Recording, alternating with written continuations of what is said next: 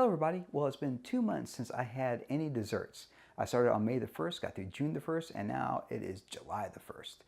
And this week was a little harder than the last couple of weeks. I had a couple cravings. I went out to eat. I could see some pies and cakes and cookies, and I think, oh, that would be kind of good. But I was strong. I didn't eat that. I do feel a little bit thinner. My clothes are a little bit looser. It's not a lot. I feel like when I run, it's a little bit easier and do pull-ups, because every pound you lose, obviously it's a little easier to run or do a pull-up or you know, that kind of thing.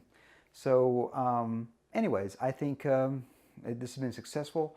If you want to give up desserts in your diet, in theory, you should lose some kind of weight because you're eating less calories, unless you're replacing those calories with other calories, which, you know, I could very well be doing that.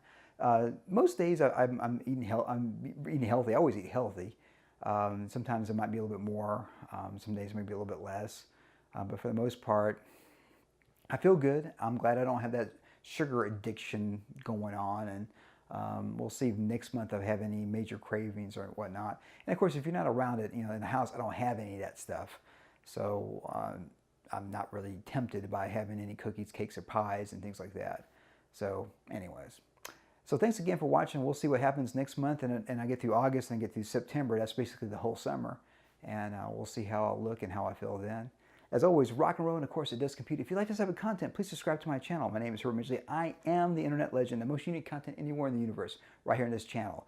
And I keep tuning in to see if I lose weight by just not eating desserts. Compute it, everybody. Yeah. It does compute. Yeah.